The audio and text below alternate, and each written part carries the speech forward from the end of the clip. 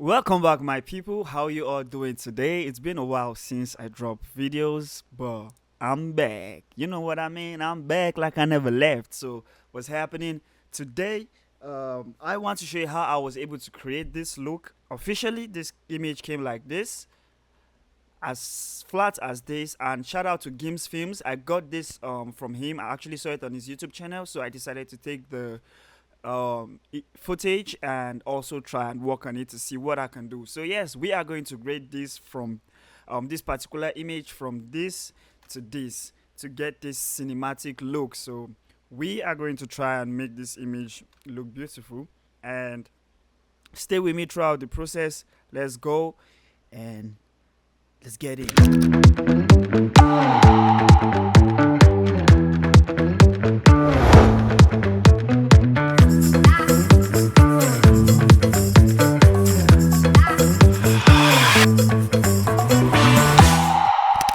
So I got this footage from Gims Films. You can check him here on YouTube. Like, share, and comment on his post. He's really doing a great job. So I got this clip and I was like, okay, let me try. I love how it looks. The colors are looking nice. So I decided to try my own look on it, and I was able to do this.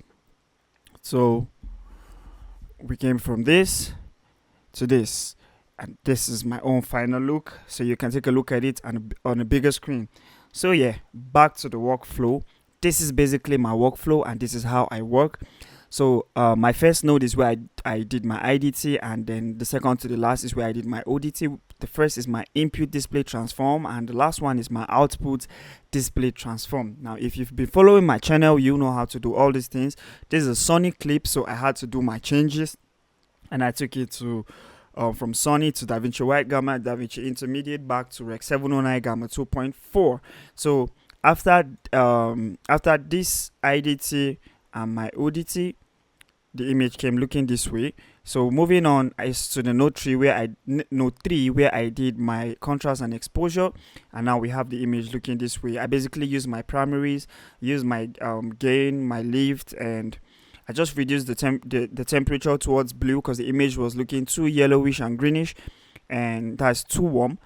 And in the highlights here, I came to the HDR, and if I click here, you could see the highlights. I noticed it was burning, so I kind of stepped it down to, like, you could see the figure here, and down to our curves. I just did a little S curve just to get some little pop and nice look. The next node here is where I did my white balance. So when I put this on, this is what we have. I did my white balance looking so sweet, and our image looking clean. Next here is where I did my saturation. I used the normal HSV style. I didn't really push the saturation much because I don't want to really affect his face. So I just pushed it a little with the HSV style because I need a little density. Although our image is looking good, I didn't really need to do much with the saturation. So this is what we have so far. Some people could leave this and say it's a print, right? Good. But this is where we start getting more creative. So let's go back. Here in my look, I applied Dehancer. Now, I love using Dehancer to create looks most times because they have good film profiles and all that. So if I put this on, I have my Dehancer look. I did my adjustment inside my Dehancer panel here. If I come to the editing panel, you could see all the Dehancer control panels here. Yeah, so I did my adjustment and I have this look. The next node here is for the reds. So if I put this on, you would see the difference. I don't know why my system is lagging, but anyways, let's keep going. Now, this was just a correction I did on the red using some of the DCTLs I have. And down here is the green, where I just worked on the green on his shirt. You could see the change. And then the next one is the yellow. If I put this on, you will notice that the yellow became bright. So I just tried to do a separation between dark colors and bright colors. Now, the next thing here I did was to work on his skin. And he's a dark skin person. So many people have issues trying to work with dark skin when it comes to lights and all that. But trust me, I think it's my tan. And it looks beautiful. Yeah. So I used my qualifier, selected his skin. But I noticed the color was all over. So I just used the window tool, select him. I feathered it, then kind of tracked it. I came to my primaries, used my gamma, pushed it towards the warm side, kind of make it bright a little. And if I put this on, his skin is going to look this way. This way. Boom. And we have this.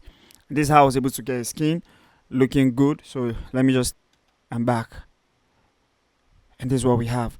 Then here I just decided to work on the skin still, just selected his face. And if I put this on, you'll notice it became bright.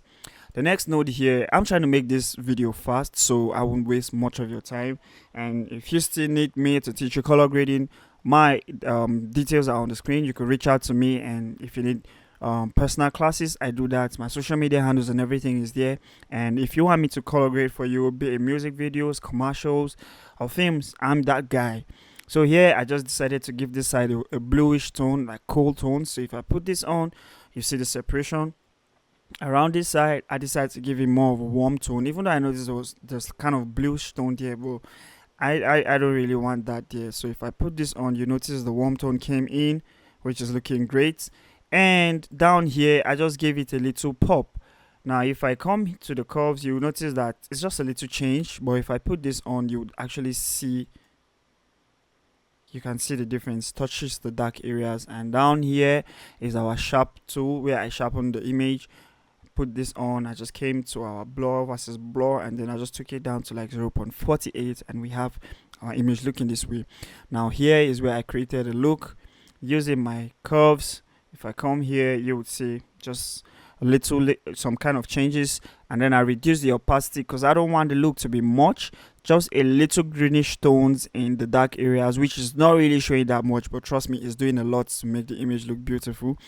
And here, this particular these two nodes here, I kind of use them to create like a filter, like a mist filter kind of thing, to give our image that haze kind of looking great. So if I put this on and this on, your eyes on the image, you'll notice a little change in the image here, making our image look kind of crispy, dreamy, just beautiful though. And this is what we have.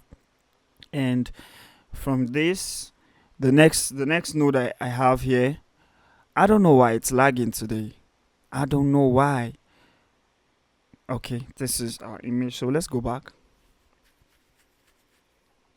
And here is where I added my contrast pop, just pop my image up. So if I put this on, you notice the pop in our image.